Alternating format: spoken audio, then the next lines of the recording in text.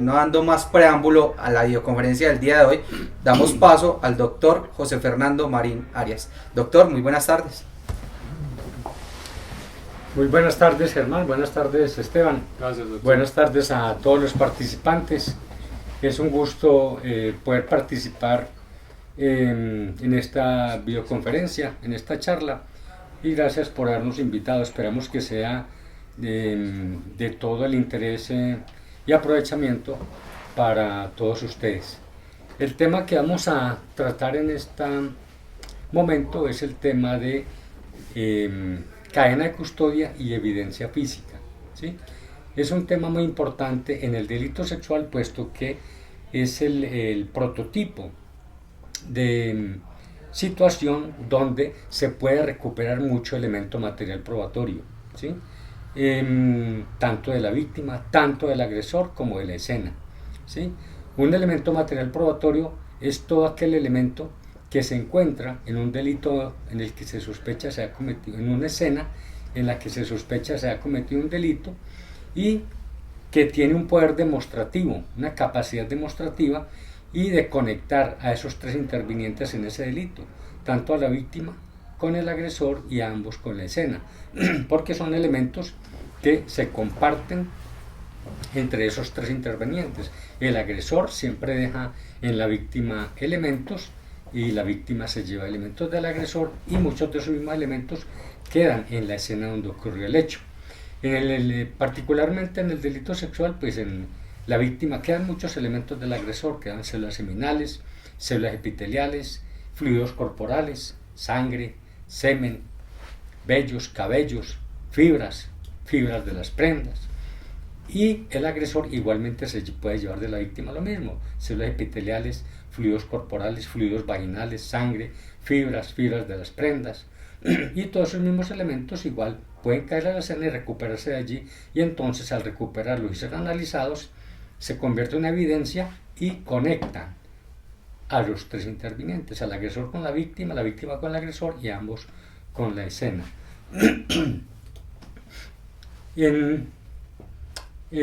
Como lo dice la definición del manual de cadena de custodia que emitió la Fiscalía en el año 2018, es todo instrumento o medio de conocimiento que conduce al descubrimiento de la verdad.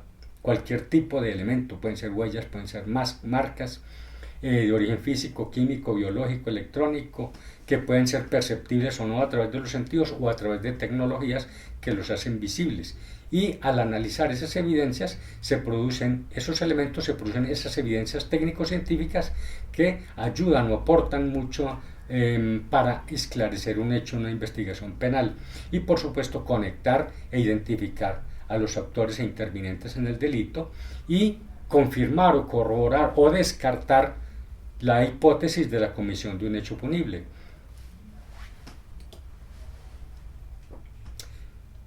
La evidencia física, como lo dice la definición, tiene mucha capacidad demostrativa, ¿sí? Y al tener esa capacidad y conservar esa capacidad demostrativa, si ese elemento material probatorio se maneja con todos los criterios y principios del manual de cadena de custodia, pues por supuesto que confirma un crimen, que se cometió un crimen, ¿sí? Y liga, como les decía anteriormente, al sospechoso con la víctima, identifica a las personas que intervinieron en el delito asociadas al crimen, igual así como identifica a un delincuente, también puede exonerarlo de que él no haya sido el culpable del hecho. Por supuesto, corrobora los testimonios de las víctimas, y un sospechoso de un delito, ante una evidencia técnico-científica, pues tiene que admitir el hecho porque no tiene forma de controvertirla, ¿sí? Por eso, cuando la evidencia se maneja de forma adecuada, conserva su capacidad demostrativa y es confiable y es objetiva. Y por supuesto es la base jurídica para en un juicio el juez tomar decisiones, ya sea de sancionar o exonerar a un culpable. Y tan válida es la evidencia positiva como la evidencia negativa o ausente, pues por supuesto también aporta información valiosa para una investigación. Por eso siempre debe dejarse el registro de si se encuentra evidencia o no se encuentra y cuál es el resultado del análisis de la misma. A todos esos elementos entonces que hemos recuperado de un hecho delictivo, en este caso de un delito sexual, como les decía, fluidos corporales, células epiteliales, cabellos, vellos púbicos, prendas, fibras, hay que aplicarles el sistema de cadena de custodia a todos esos elementos. ¿Y quiénes lo aplican? Todas las personas que tengan contacto con cualquier tipo de elemento material probatorio, llámese públicos, privados, particulares, como se quieran llamar. Cobija absolutamente a todas las personas, desde el superespecialista hasta el paramédico que atiende el paciente en vía pública. Todos tienen que cumplir esos criterios de la cadena de custodia para garantizar que esa evidencia que se ha recuperado sea idónea, sea íntegra y conserve su capacidad demostrativa. ¿Quién inicia la cadena de custodia? Esa persona que primero tuvo contacto con esa evidencia, ¿sí?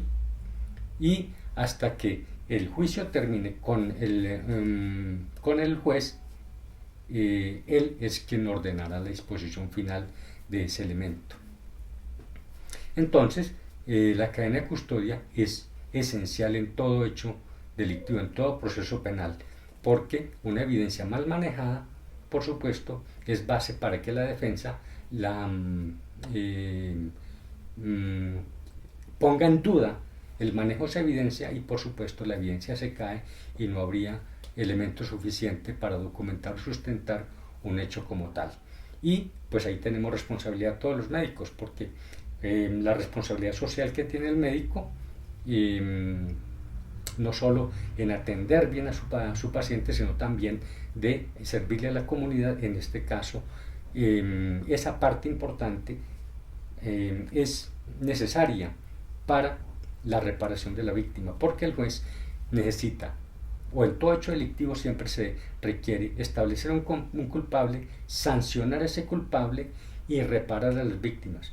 Y todo eso, si actuamos bien ante la evidencia y la manejamos adecuadamente con la cadena de custodia, pues va a ser un valor probatorio muy positivo para que un juez pueda tomar su determinación, sancionar o exonerar al culpable. En general, la cadena de custodia tiene una serie de principios que hacen que la evidencia o los elementos materiales probatorios que se recuperen de una escena de un delito conserven su autenticidad, su identidad, ¿sí? Su integridad, que el mismo elemento que se recuperó en el sitio sea el mismo elemento que se analizó y cuyo reporte después va al juicio. Conservándolo, por supuesto, adecuadamente en los sitios de preservación transitorio que se deben tener en las instituciones de salud para manejarlos con seguridad, que no se pierdan, que no se deterioren, almacenarlos en forma adecuada, porque recordemos que muchos de estos elementos que recuperamos son de origen biológico, orgánico y requieren cadena de frío, ¿sí?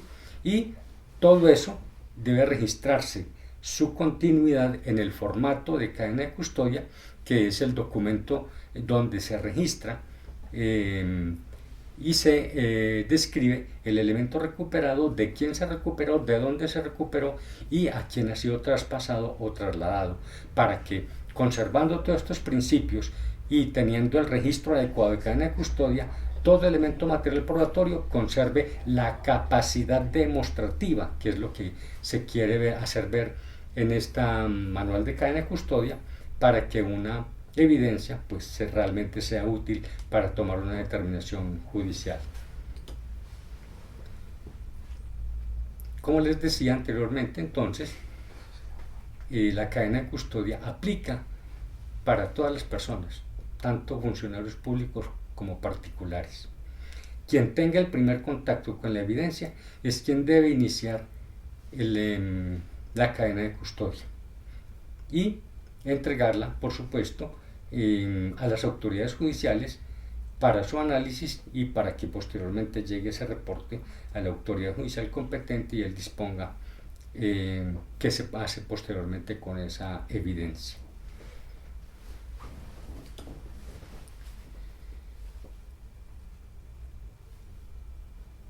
En la documentación de los elementos materiales probatorios hay una serie de normas que se deben seguir, ¿sí? Siempre todo el personal, tanto desde el paramédico en la vía pública atiende a un lesionado y encuentra algún material probatorio que pueda servir allí, debe iniciar el registro de cadena de custodia.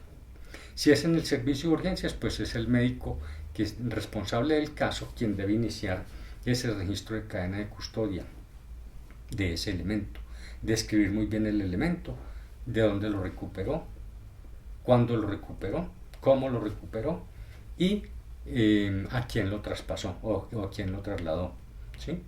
E igualmente deben registrarse todas las modificaciones o alteraciones que se le hagan a una evidencia, por ejemplo una prenda que es importante para un delito sexual donde hay fluidos corporales tipo semen, pues si hubo que cortarla para poderla retirar del paciente, pues indicar en la cadena de custodia que se hizo el corte, ojalá por las costuras o por los sitios donde no alteren la evidencia, y registrar todo eso en el documento. Ese registro de cadena de custodia es un solo documento, un solo original, y siempre que se recupere un elemento material probatorio debe iniciar un formato diferente de cadena de custodia, por una frotis vaginal, digamos, por una muestra de sangre en un vacutainer tapa gris, por una prenda. Cada uno de ellos debe llevar un formato de cadena de custodia. Y esos elementos deben ser entregados con la cadena de custodia a la autoridad judicial que llegue a la institución de salud a conocer del caso.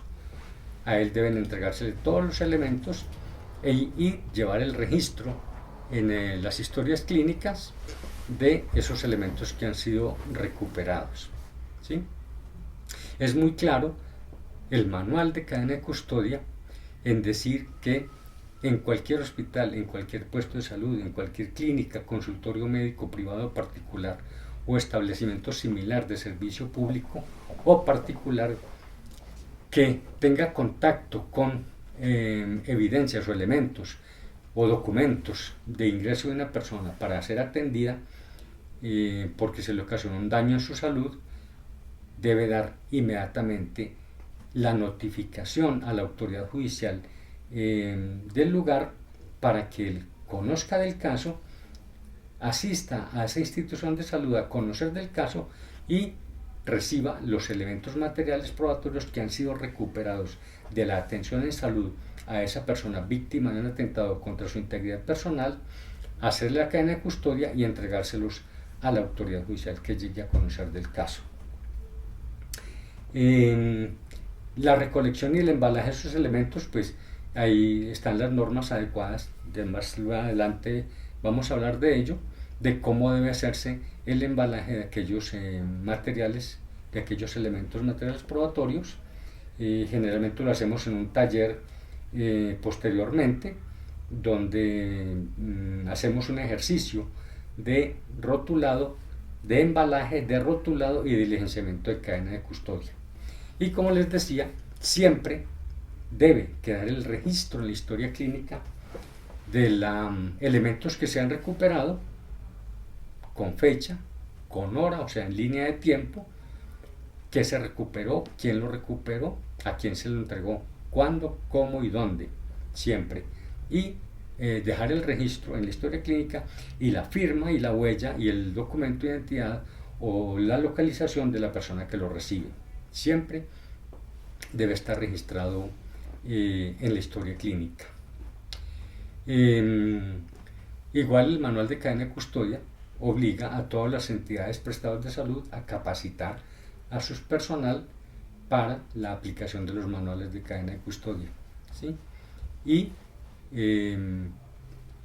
todo elemento, como decíamos también, recuperado debe estar adecuadamente embalado, adecuadamente rotulado y registrado en el formato de cadena de custodia para darle continuidad al proceso. Cuando la persona que ha sido atendida en una institución de salud requiere una atención en un nivel de complejidad mayor, ¿sí?, la remisión debe ir con los elementos materiales probatorios que han sido recuperados de esa persona, de ese paciente, con los registros de cadena de custodia, acompañando la historia clínica y al paciente a la nueva institución de salud para que le dé la continuidad a ese registro de cadena de custodia. Pero si en el caso de que la autoridad judicial ya haya llegado a la institución a conocer del caso, se le pueden entregar a esa autoridad judicial esos elementos con la cadena de custodia y remitir posteriormente al paciente para una atención en un nivel mayor de complejidad. Siempre que manipulamos cualquier tipo de elemento material probatorio, debemos tener siempre las normas de bioseguridad que todos conocemos. Utilizar siempre prendas desechables, gorro, tapabocas, guantes, ¿sí?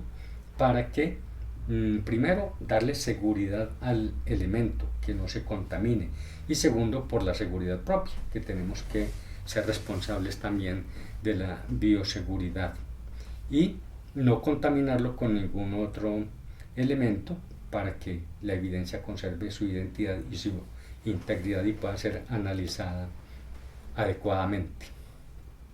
Entonces, en las instituciones de salud siempre debemos observar las medidas de bioseguridad para el manejo y la manipulación de los elementos materiales probatorios. Recordemos que muchos de ellos son elementos biológicos, orgánicos, que se descomponen o se deterioran muy fácilmente si no hacemos la preservación adecuada de ellas, y los podemos contaminar muy fácilmente también nosotros con nuestra manipulación si no utilizamos los guantes ni el material desechable para el caso. Y todo elemento material probatorio siempre que sea notificado a la autoridad y la autoridad se hace presente, entonces entregárselo a ellos con la cadena de custodia. Y lo que se había dicho anteriormente, la institución de salud tiene la obligación de capacitar a su personal. Muy claro que quede que en la historia clínica siempre dejarse la constancia de los elementos recuperados, frotis vaginales, prendas, en caso de lesiones por armas de fuego, por arma blanca, si se encuentra el proyectil o la hoja con la que se lesiona la persona, pues por supuesto dejar el registro y la evidencia como tal con su cadena de custodia.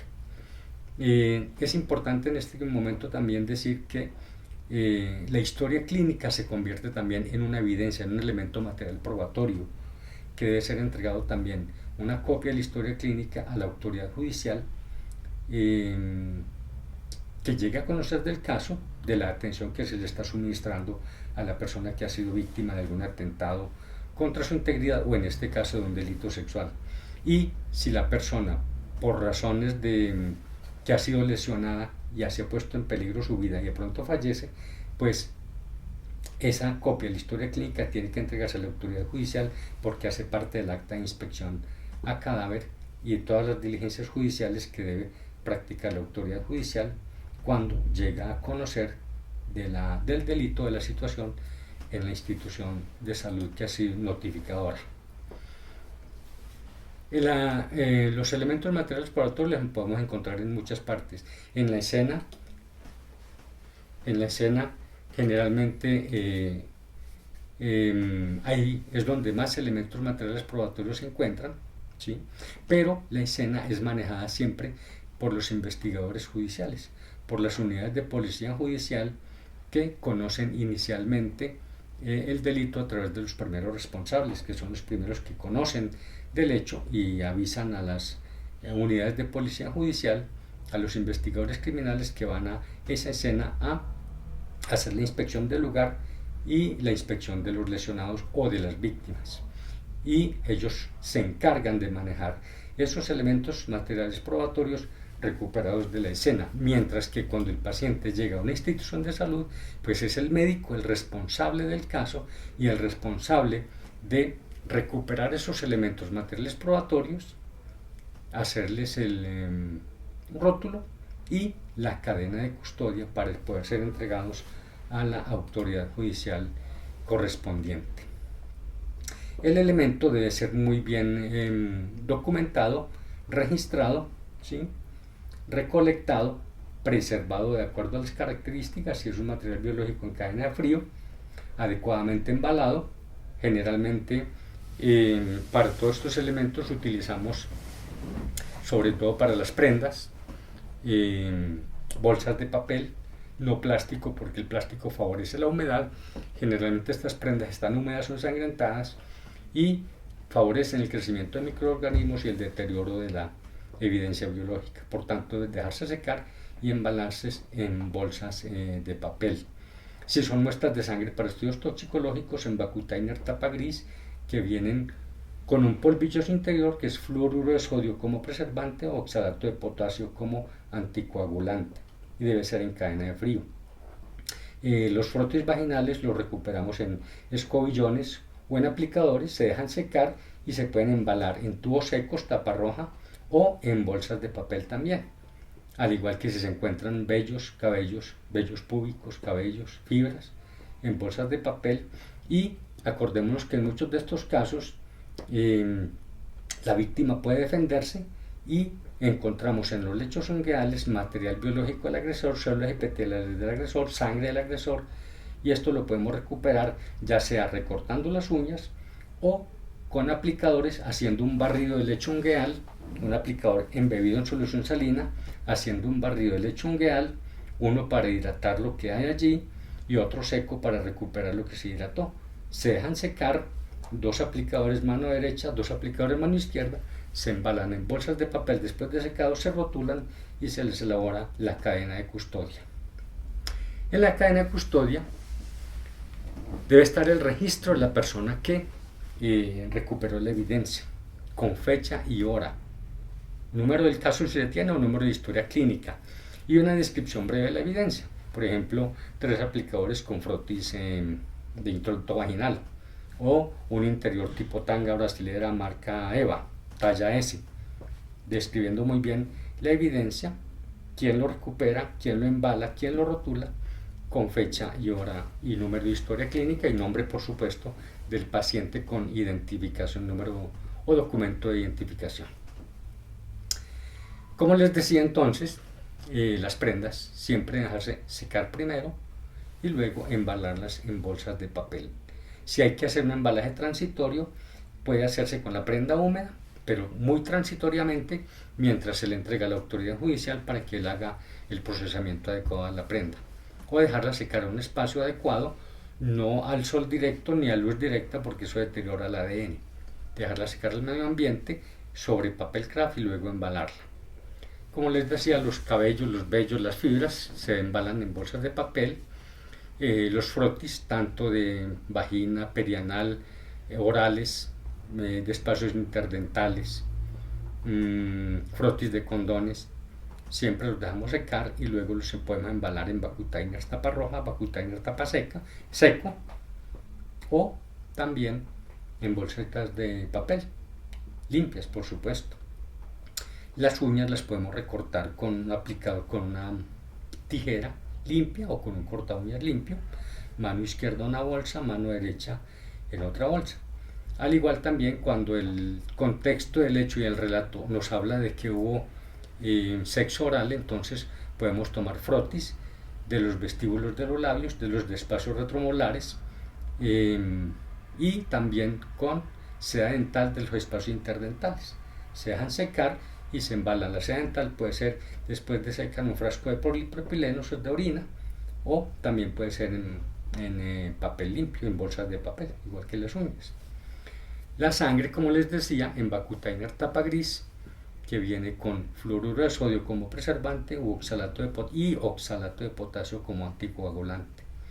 Y la orina en el frasco de polipropileno común y corriente, y dejarlas en cadena de frío.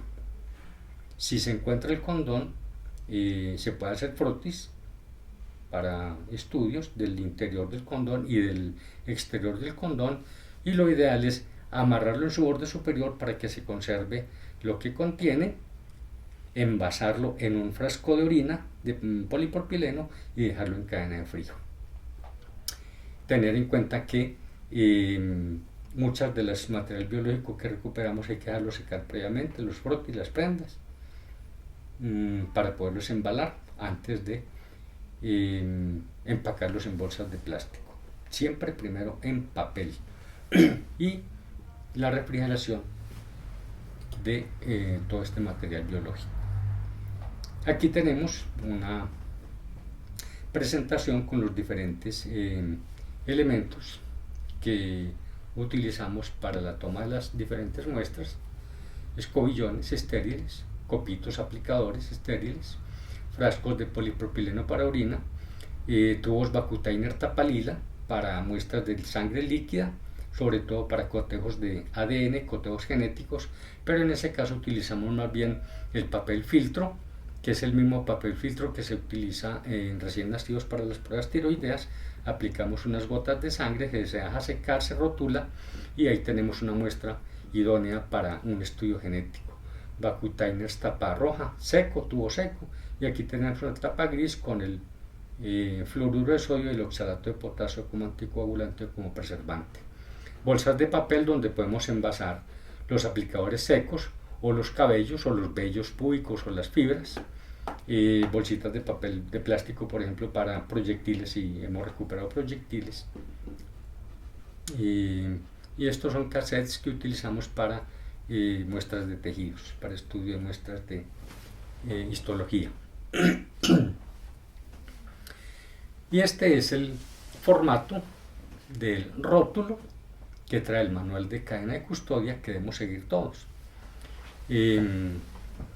Siempre que hay un evento, un hecho delictivo, tiene lo que se llama un número único de noticia criminal, que son 21 dígitos. Los primeros 2 dígitos son el departamento, los siguientes 3 dígitos son el municipio, los 2 dígitos siguientes son la entidad, por ejemplo, fiscalía, policía. Los siguientes 5 dígitos es la unidad de policía judicial, por ejemplo, CTI, SIJIN, DIJÍN, Gaula. El año y el número consecutivo del año. Fecha, hora, o fecha, año, mes, día y hora de recolección. La descripción del elemento que se recupera, dónde se ubica, y nombres y apellidos de la persona que encontró la evidencia. Y aquí la descripción de la evidencia. El número del elemento material probatorio es un elemento que vamos dando en la medida en que vamos recuperando evidencia. Por ejemplo, la primera puede ser una prenda, la segunda puede ser un frotis, la tercera puede ser una muestra de sangre. Cantidad: 1 puede ser, digamos, 2 aplicadores o un tubo Vacutainer tapa gris, y aquí se describe Vacutainer tapa gris con sangre. O cantidad: 3 escobillones con frotis de introito vaginal. O un 1 frasco de orina, o cantidad: 1 interior tipo tanga brasilera color rosado marca EVA talla 36. Y los nombres de quien diligencia el rótulo: nombres y apellidos, documento de entidad, el cargo y la firma. Ese es el rótulo que debemos hacer para cada elemento material probatorio. Y después de esto, entonces, de haber embalado, hacemos el rótulo y luego entonces hacemos la cadena de custodia, que es el registro de ese elemento material probatorio. Igual tiene el mismo número de noticia criminal, el departamento, el municipio, la entidad, la unidad, el año y el consecutivo. Tiene unas casillas para la historia, número de historia clínica que se registra allí del paciente que se está atendiendo, y las casillas H, R, E, halló, recuperó y embaló. Se ponen X, quien halló, quien recuperó, quien embaló, que puede ser la misma persona, anota su nombre, su cédula, la entidad, la firma, año, mes, día. Pero otra persona puede ser quien embaló, por ejemplo la enfermera, entonces señala N, embaló, el nombre de la enfermera, enseguida nombre y apellido, luego la cédula de ciudadanía, y después la entidad y la firma y el año. Puede ser la misma persona que halló, recuperó, embaló, o una persona puede haber sido el que halló, otra persona recuperó y otra persona embaló, entonces debe llevar 3 firmas. Y la misma descripción del elemento material probatorio hecha en el rótulo debe ir aquí, en este. Y al respaldo de este formato, entonces está las casillas para el traslado o el traspaso de esas evidencias. ¿A quién se le traspasó? Entonces la primera persona a la que se le traspasó firma, llena la casilla año, mes, día, la hora, nombres y apellidos, la cédula de ciudadanía, la entidad, la calidad en que actúa, generalmente como custodio, el perito es el que analiza, el propósito del traslado puede ser almacenamiento o custodia, análisis si es para el que se le va a entregar para análisis, el estado en que la encuentra, una bolsa sellada, por ejemplo, y la firma. Y así se sigue en línea de tiempo el consecutivo de a quienes se trasladó o a quienes se traspasó la evidencia. Si encuentra alguna adulteración en ese elemento, en observaciones se registra las modificaciones o las adulteraciones que se encontraron cuando se recibió la evidencia. Ese es el registro entonces, tanto de embalaje como de rótulo como de cadena de custodia. Nosotros en medicina legal manejamos este otro tipo de rótulo que ya es propio de la entidad, que tiene básicamente la misma información. Nosotros tenemos regionales, seccionales y unidades básicas, señalamos cuál y anotamos el nombre, por ejemplo, unidad básica Manizales. Número único de noticia criminal, igual departamento, municipio, entidad, 21 dígitos. El número de caso de medicina legal. Luego, el área o laboratorio. Nosotros tenemos dos áreas misionales, que son el área de patología forense y el área de clínica forense. Si es un delito sexual, pues sería clínica forense, el nombre del paciente o de la paciente y la descripción de la evidencia, por ejemplo, 3 aplicadores con frotis de introito vaginal. Cantidad 3, unidad aplicadores, lo que estamos recuperando. O descripción de la evidencia, interior tipo tanga, rosado, marca de batalla 36, cantidad 1, unidad de medida y ropa interior o tanga. ¿Quién recolectó? ¿Quién embaló? Generalmente es el mismo médico. Año, mes, día, hora, nombre, apellido, cédula y firma. Y el destino es el laboratorio al cual se envía. Laboratorio de biología, destino laboratorio de toxicología, destino laboratorio de balística, destino laboratorio de física, dependiendo de lo que encontremos y el análisis que querramos de esa evidencia que hemos recuperado. Esto es lo que tenemos entonces para revisar en esta tarde. Esperamos que les sirva mucho para su práctica profesional, sobre todo en los que trabajan en las unidades de urgencias. Acordémonos que el delito sexual es un triaje 1 hasta las 72 horas después del hecho, y después de las 72 horas es un triaje 2. Y entonces todos los que tienen que recibir pacientes del servicio de urgencias pues deben conocer muy bien este manual de cadena de custodia, en particular porque es a donde llegan las personas a recibir la primera atención después de haber sido lesionados o haber sido víctimas de un delito sexual. Muchas gracias por su atención. Esperamos entonces tratar de resolver las preguntas que tengan, y pues si no las sabemos las investigaremos y después le daremos la respuesta a través aquí de la plataforma con Esteban o con Germán. Estamos dispuestos entonces a escuchar y atender sus inquietudes. Doctor Fernando, muchas gracias a usted obviamente por esta conferencia que es bien allegada por todos, y obviamente la asistencia y la acogida de esta conferencia siempre ha sido muy buena. Entonces, hablando un poco de elementos de material probatorio, de cadena de custodia, de delito sexual, me encantaría, participantes, que pudieran ustedes despejar las dudas y aprovechar este tiempo real para poder publicar en el chat que ya di apertura completa. Logramos ocultar las diapositivas que estaban en pantalla y esperamos entonces responder las preguntas que se encuentran en este momento en plataforma. Entonces, aquí encontramos a Alejandra Franco, que nos dice: si no me entregan el oficio peritorio y estoy en obligación de recoger muestras en el primer reconocimiento, ¿o sería la única valoración médica y no médico legal si se activa la ruta de atención entonces, doctor? Acordémonos que generalmente el primer contacto que tiene una persona víctima de un delito o un atentado sexual es con salud, ¿sí? Y una de las obligaciones que tiene el médico que recibe el paciente, que lo atiende, es aplicar el protocolo, los 15 pasos de la resolución del Ministerio de Salud, y en ellas uno de los pasos habla de la recuperación de evidencia forense.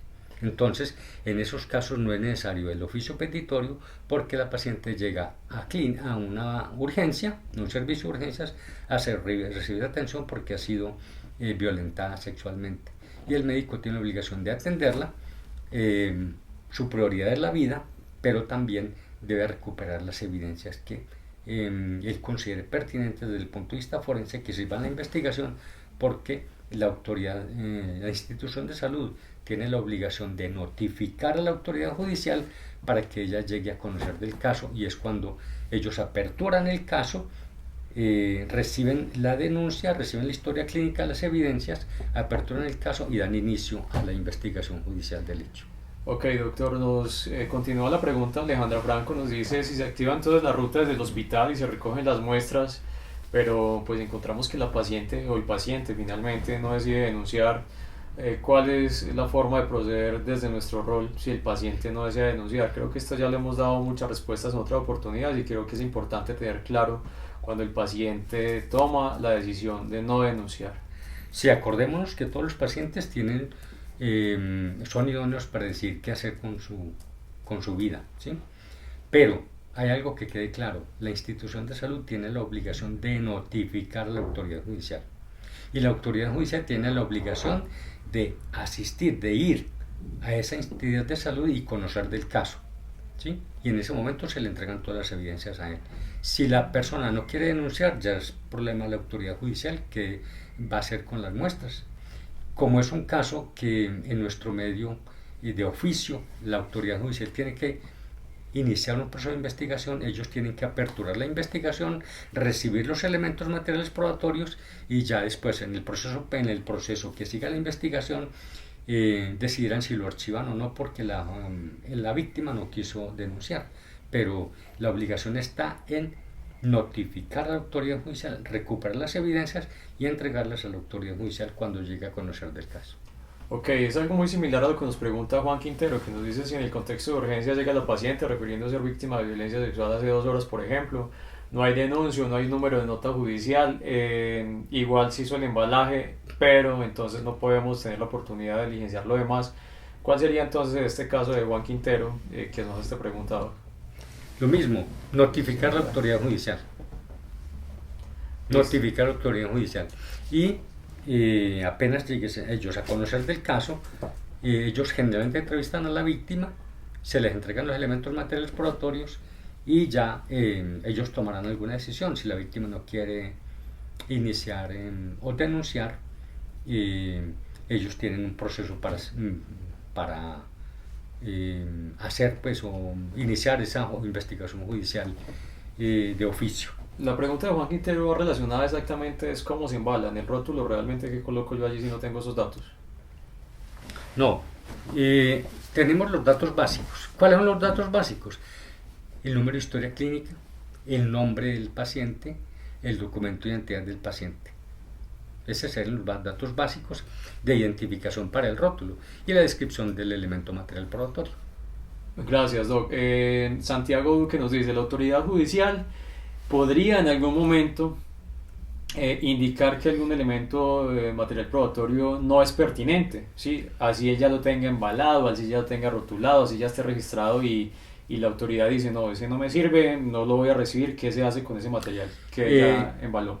Registran historia clínica, que usted recuperó ese elemento, que fue a entregarlo a la autoridad judicial y la autoridad judicial dice que no es útil, entonces que lo elimine y que le firme, deje la constancia de que le notificó, le entregó y le firmó. ¿Y cómo se elimina? No, simplemente lo desecha porque... ¿Desecho? Sí, ¿Normal? Sí, porque ya la autoridad judicial no va a hacer ese cargo o de ese caso o de ese elemento. Okay. Pero que deje la constancia de que lo recuperó, lo embaló, hizo todo lo pertinente y fue la autoridad judicial quien lo desechó. Listo. Santiago nos dice: ¿qué tipo de muestras son normales embalar en un Vacutainer taparroja? Generalmente lo utilizamos para muestras secas, digamos en este caso aplicadores, escobillones secos ya para embalarlos. Lo utilizamos también, por ejemplo, en cuerpos, en cadáveres, para embalar humor vítreo para hacer estudios hidroelectrolíticos, ¿sí? El taparroja, pues desde el punto de vista forense. En clínica creo que lo utilizan para sueros, tal vez. Sí, exactamente. Bueno, Juan Sebastián Cardona nos dice: en algún módulo él leyó y entendió, y se ha dicho también, que se debe desnudar al paciente víctima de violencia sexual sobre un papel para poder realizar la recuperación del material traza y todo lo demás que ya hemos hablado anteriormente. Pero él aquí manifiesta si se encuentra en un caso particular de un paciente que está envuelto en lodo, está envuelto en sangre, o se le dificulta por alguna característica específica del paciente, ubicarlo sobre un papel. Cuando se dificulta este momento de la toma de estas muestras, ¿qué hacemos con este paciente? Ya que pues no podemos darle una indicación diferente de regresar luego. ¿Qué hacemos en ese caso? No, igual. La indicación es que el paciente se quite la ropa sobre un papel claro, papel bond blanco puede ser, o papel craft limpio, ¿sí? Para que los elementos que vengan adheridos a las prendas caigan sobre él, y luego ese papel se dobla y se recoge para análisis. ¿Qué puede caer ahí? Fibras, cabellos, vellos, ¿sí? Si la sangre, si la prenda está muy ensangrentada o está impregnada de lodo, pero puede servir para algún análisis biológico, hay que dejarla secar sobre el papel y después embalarla, ya después de seca. Ok, listo, o sea, es de técnica, sí. Es de técnica el momento de la toma de las muestras. Ana María Ramírez nos pregunta, ¿cuándo hay que recolectar las muestras de las uñas? ¿Cuál es la forma correcta o el conducto regular de hacerlo? ¿Primero se recortan y luego se recogen las muestras? ¿O cómo hacemos este procedimiento para poder que lo hagamos de una forma adecuada? Al momento de recolectar, obviamente, aclaro, nos pregunta Ana María, el tema de muestras en uñas. Sí, para las uñas, pues todo depende. Primero, de si la paciente tiene las uñas bien arregladas, largas, y ella pues estéticamente no permite que se recorten, entonces lo ideal es utilizar los frotis de los lechos ungueales con el escobillón o con el aplicador embebido en solución salina. Sería lo ideal. Si la paciente permite que se le recorten las uñas y se embalen las uñas, pues bueno, entonces se recortarían con la tijera y se embalarían en el mano derecha, mano izquierda, en bolsa de papel cada una rotulada, y no habría que tomar frotis de lechos ungueales porque ya están las uñas. Pero si no, entonces utilizamos el aplicador o el escobillón para hacer el barrido ungueal. Gracias, doctor. Caterina López nos pregunta, en el caso de sospechar abuso sexual, y es una pregunta similar a la anterior también, el paciente se niega, pero pues hay una confusión en medio de la consulta y el profesional no encuentra señales de abuso, pero debe tomar o recolectar algún tipo de muestras. ¿Cómo se da este manejo en el caso de que haya algún tipo de rechazo por parte del paciente? Las muestras que se recopilan todas van orientadas con base al relato que hace el paciente de los hechos, ¿sí? Si el paciente es renuente al examen o lo demás, pues por supuesto no se le puede examinar, porque él tiene que dar el consentimiento, la autorización para que se examine, ¿sí? Ok, queda claro entonces que siempre necesitamos el consentimiento del paciente, lo que eso hay que dejarlo claro para todos ustedes. Gustavo Adolfo nos pregunta, cuando el paciente se baña, ¿sí? Pues veo que ellos siempre escriben la paciente, ¿no? Sí, los estudiantes siempre escriben la paciente, pero yo creo que es hora de dar la claridad de que no siempre es la paciente, porque es muy común que encontremos que digan siempre la paciente. Si ustedes revisan el Forensis del año 2018, que ya salió este mes a público, lo encuentran en Google, Forensis 2018, allí encontramos que el 85.6% de los pacientes víctimas de delito sexual son mujeres, son del sexo femenino, y el 14.4% son hombres. Entonces tenemos que tener claro eso, que no necesariamente es una mujer, puede ser un hombre el que llegue a la consulta. Y también tener en cuenta que el 87.4% nos habla el Forensis también, que son en el grupo de niños, niñas y adolescentes. El mayor riesgo está en niñas entre 10 y 13 años, y con el 41.9%, y en niños entre 5 y 9 años con el 36.4%. Entonces puede ser un varón o puede ser una mujer la que llegue a consulta, que lo más común y lo más frecuente es una mujer, pero también puede llegar un hombre. Sí, lo más frecuente es encontrarse con una mujer, pero pues tampoco podemos quedarnos allí y segmentar solo en la mujer, sino también encontramos aquí un porcentaje muy importante que nos entrega usted, doctor. Entonces, dando claridad a este tema, entonces cuando el paciente se baña antes de asistir al servicio de urgencias, ¿las muestras de fluidos se tomarían igual? ¿Cómo sería la toma de fluidos? Sí, por supuesto. ¿Es válido? Sí, es válido, por supuesto. Y si las prendas ya han sido manipuladas o algo, también es válido. Es válido porque hemos encontrado que ese aseo no es tan minucioso, entonces puede haber todavía evidencia biológica en ellos. Nicolás Giraldo nos dice, cuando la ruta de atención se identifica que es una consulta para una menor o un menor de 14 años que sostuvo relaciones con un mayor, como un mayor obviamente de edad, ¿cómo se notifica? Creo que también vamos al tema de consentimiento. Igual, pero la notificación a la autoridad judicial no importa la edad, siempre que cualquier persona víctima de un atentado contra su integridad, en este caso un atentado sexual, llega a una institución de salud, la institución de salud tiene la obligación de notificar. Y más si es un menor de edad, por supuesto. Ok, perfecto. Entonces siempre es indispensable notificar para que les quede a todos ustedes claro. Pamela nos pregunta, buenas tardes, en el momento de asignar el número de elemento material probatorio en el registro de cadena de custodia, cuando corresponde a evidencia con lateralidad, por ejemplo, uñas, dedos, mano derecha, mano izquierda, ¿asigno números por separados o especifico posteriormente? No, se asigna se describe en el rótulo que se envían uñas de la mano derecha o frotis de la mano derecha, escobillones tomados de las uñas de la mano derecha, escobillones tomados de las uñas de la mano izquierda. Gracias, Doc. Para hacer la claridad. Ok, María Alejandra Romero nos dice, cuando llega, la misma pregunta que hemos encontrado, llega el paciente, manifiesta acceso carnal violento, no quiere denunciar, omite obviamente solicitar o interponer la denuncia, igual, recibimos y notificamos.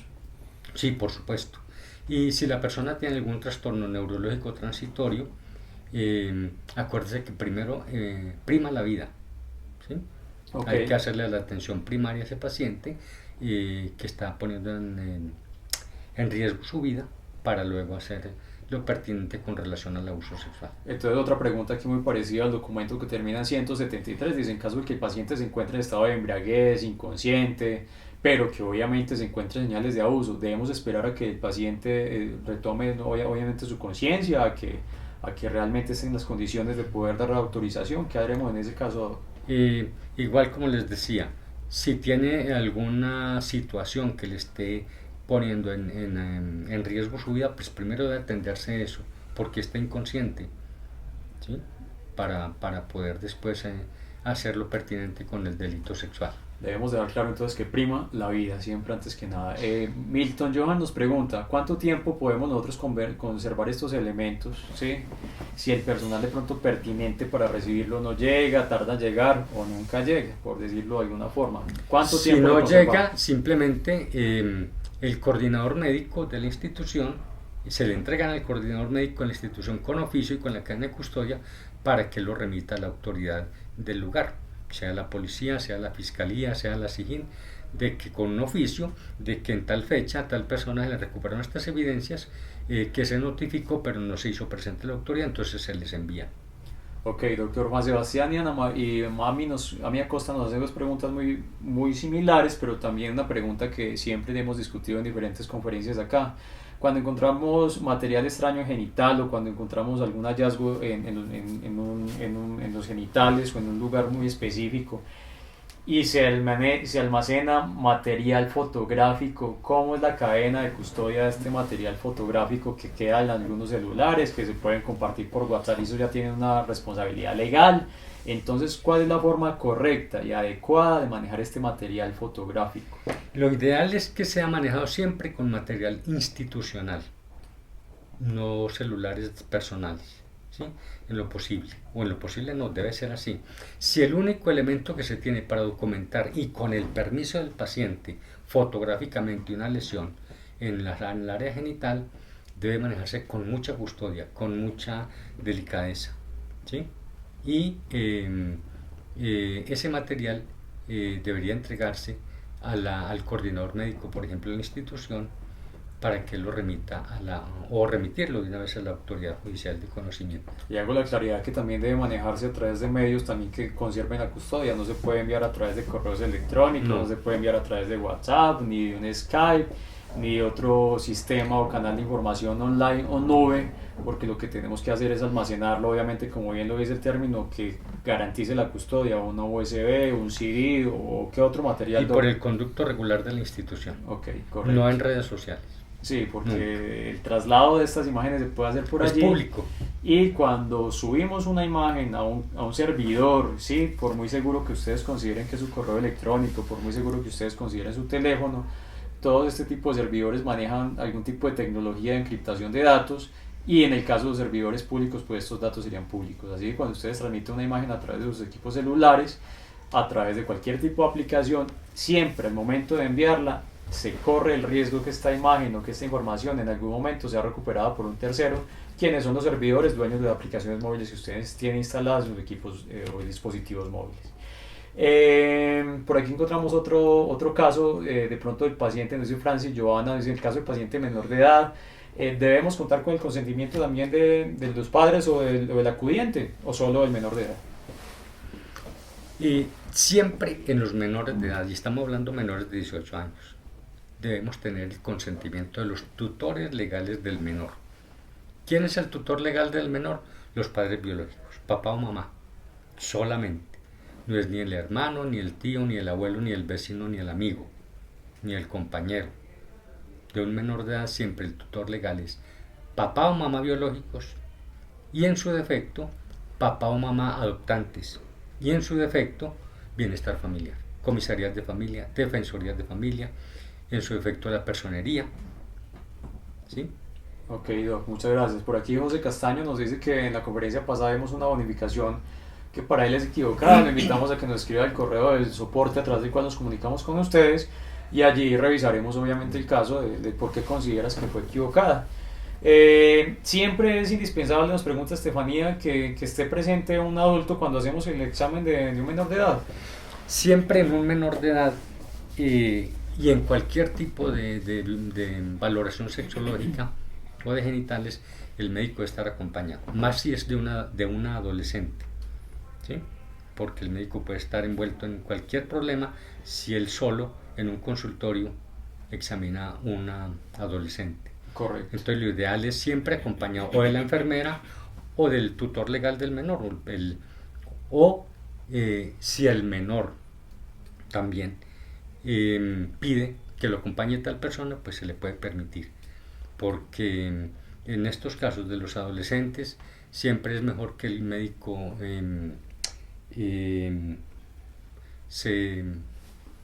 se asesore, sí, se blinde de pronto un poco, sí, se blinde un poco de esta compañía, porque son casos delicados. Estar con una víctima en ese momento también puede llegar más adelante a generar una confusión mayor, y un problema también legal para el profesional. Sí, entonces siempre es importante contar con ese acompañamiento de un colega.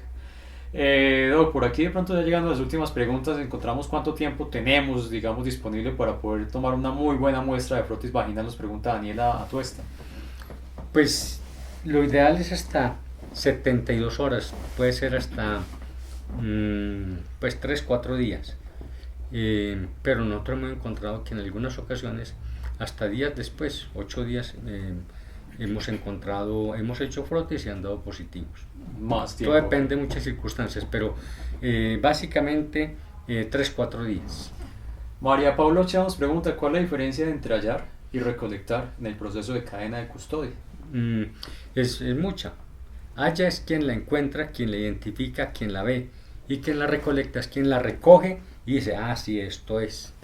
Entonces, el uno es identificar, observar, ¿sí?, de que hay una evidencia allí. Él la halló, él la encontró, pero quien la recolectó fue quien la recuperó, quien la cogió y la manipuló y la embaló, digamos, si es del caso. Gracias, Doc. Milton nos pregunta, consulta llega un paciente de 13 años de edad en compañía de su madre con deseo de inicio un método de planificación familiar, con vida sexual activa, llenamos ficha de abuso, negligencia. Yo creo que ese lo vamos a ver un poquito más adelante, ¿sí?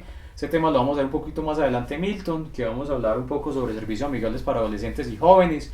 Vamos a hablar un poco también más de la edad, para que ustedes tengan en cuenta cómo manejar los menores, que en algún caso en esta profesión tiende a generar, digamos, mucho estrés, que llegue un menor de edad a hacer este tipo de consultas. Este tema lo vamos a manejar más adelante para que quede un poco más claro el tema de servicios amigables para adolescentes y jóvenes. Aquí tenemos otra parte, dice, el tema de las videoconferencias, pues lo tenemos estipulado que es 6 de la tarde, tranquilos, no se preocupen. Dice de Feraza, dice, si el tutor legal es el mismo abusador, en ese caso me daría el consentimiento, que se puede, yo creo que no daría el consentimiento. Pero en ese caso, ¿qué hacemos nosotros? Mejor dicho, la pregunta sería, ¿qué hacemos nosotros si sospechamos que el tutor legal es el abusador y es evidente, ¿cuál sería el proceder en ese caso? La notificación al bienestar familiar. O sea, la Defensoría de Familia, la Comisaría de Familia. Pero es por sospecha, diría Sí, yo, pues sí, porque es sí. muy difícil identificarlo, Doc. Sí, pues si la sospecha inicial es ese, pero el menor llega con la mamá, pues la mamá va a ser la que daría el consentimiento. Ok, listo, Doc. Juan Federico Sierra nos dice, buenas tardes, cuando la conducta para un médico de atención domiciliario particular sospecha o confirma en el domicilio de la víctima violencia sexual, ¿lo debemos remitir a un servicio de urgencias? Nos pregunta Sí, Juan Federico. por supuesto. Inmediatamente lo remitimos, no hacemos nada en el domicilio. No. Inmediatamente traslado al servicio de urgencias para iniciar el proceso de atención, el protocolo de atención con los 15 pasos. Ok, en el servicio de urgencias. Julia Alba nos pregunta, cuando un adulto de 36 años con retraso mental acude al servicio de urgencias, dice ser violado, no trae acompañante para dar información, ¿cómo hacemos con esta persona que tiene un deterioro mental? Esa persona también se maneja igual como si fuera un menor. Debe tener un acudiente, un tutor legal, generalmente los padres. Y como es un adulto, pero cronológicamente es un adulto, pero la edad mental de esa persona puede ser de un menor de edad. Entonces hay que manejarlo como tal. Listo. Y Viviana nos pregunta si en consulta externa no se debe realizar la notificación. Viviana, la última de acá. Sí, claro, por supuesto, igual. Siempre que llegue a consulta, sea consulta externa, sea prioritaria, sea urgencia, sea como sea, y se encuentre o se sospeche un delito sexual, debe hacerse la notificación. Listo, doctor. Los formatos de cadena de custodia, ¿quién los debe entregar? Esos formatos se encuentran en el manual de cadena de custodia, que lo pueden descargar de Google, manual de cadena de custodia Fiscalía 2018. Ahí están los formatos. Pero si no tienen acceso o algo, a través del coordinador médico se los puede conseguir o descargarlos, como les digo, del manual, que se descarga muy fácil de... Se realiza la búsqueda a través de Google y en Google les manda el link oficial de Fiscalía y demás Ahí para está. Poder descargar los formatos. Es muy fácil de descargar. Hagan una búsqueda por un Google. Inclusive en la bibliografía o en el material en la bibliografía que tenemos en plataforma está el manual, y ahí manual. está. Sí, doctor, tiene toda la razón. Y están los soportes formatos. aquí mismo en la plataforma, en los recursos de aprendizaje. También están los diferentes formatos para que ustedes lo tengan en cuenta. Está el manual y están los formatos. Está todo completo. Yo creo que la última, ¿sí? No, yo creo que esa ya la dimos respuesta. Debe garantizar el desplazamiento de la víctima por parte de se puede direccionar al servicio de urgencias. Yo creo que queda claro. Estamos hablando de atenciones extramurales. Cuando hablamos de atenciones extramurales, siempre remitir o referir a un servicio de urgencia. Son preguntas, digamos, que todos ya se ha dado respuesta. Cuando también estamos hablando de pacientes con algún deterioro mental, igual que lo que hablamos ahorita, ¿sí? En el caso pues, del paciente con síndrome de Down. Y si vamos a hablar de interrupción voluntaria del embarazo, entonces también vamos a tener una charla de interrupción voluntaria del embarazo más adelante para que ustedes también puedan tener en cuenta y tener claridad con relación a este tema. Siendo las 6 de la tarde en punto, para no retrasar un poco más los participantes que deben ya desconectarse, me encantaría, doctor Fernando, que nos pudiera entonces dar una recomendación final sobre este tema de elementos de material probatorio, de cadena de custodia, de abuso o de delito sexual. ¿Cómo podemos desde su rol, desde su perfil, dar un consejo que a todos les quede claro hoy el buen proceder desde su profesión? Sino la indicación es que el abuso sexual es un problema de salud pública y todos los días vemos a toda hora casos de víctimas de violencia sexual, y más en nuestro medio donde la intolerancia y la cultura de violencia es tan alta, entonces se presenta con mucha frecuencia. El delito sexual se puede ver a simple vista o se puede sospechar de acuerdo a lo que encontremos en una consulta externa, por ejemplo. Se puede orientar que puede ser un abuso sexual, o cuando llega el caso florido al servicio de urgencias. Hay que atenderlo, iniciar la atención integral con los 15 pasos y recuperar la evidencia forense, como lo hemos dicho y como lo dice también el protocolo de los 15 pasos, porque como les decía, la responsabilidad es con el paciente y con la sociedad. La responsabilidad del médico es con el paciente y con la sociedad. Atenderlo adecuadamente y en caso de que haya un delito, pues por supuesto recuperar esa evidencia para que la autoridad judicial tenga elementos para procesar y dar inicio a una investigación judicial del hecho. Doctor, muchas gracias. Esta responsabilidad con la sociedad creo que también es aún mucho mayor que debemos tener en cuenta también para ustedes el compromiso de poder entregarles a ustedes esta capacitación para que quede el reto, para que quede en sus manos también esta gran responsabilidad que tenemos desde los diferentes roles de poder hacer una atención integral a estas víctimas, de poder acompañarlas y en este tipo de procesos que a veces son tan delicados, por hacer un acompañamiento adecuado e integral. Muchas gracias, doctor José Fernando Marín. Excelente conferencia, estaremos hablando más adelante, como bien les digo, de otros temas muy importantes.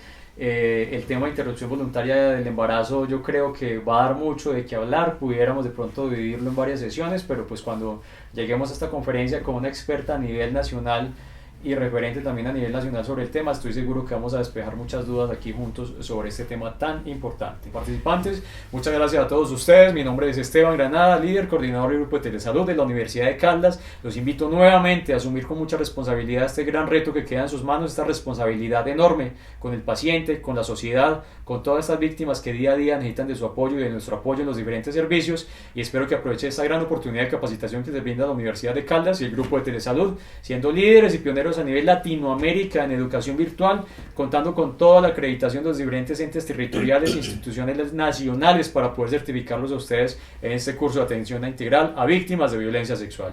Un feliz día y espero vernos en una siguiente videoconferencia. Ya nuestro equipo de soporte les confirmará la hora y la fecha exacta de la siguiente conferencia con un tema igual de interés como que vimos el día de hoy. Un abrazo, una feliz noche y hasta pronto.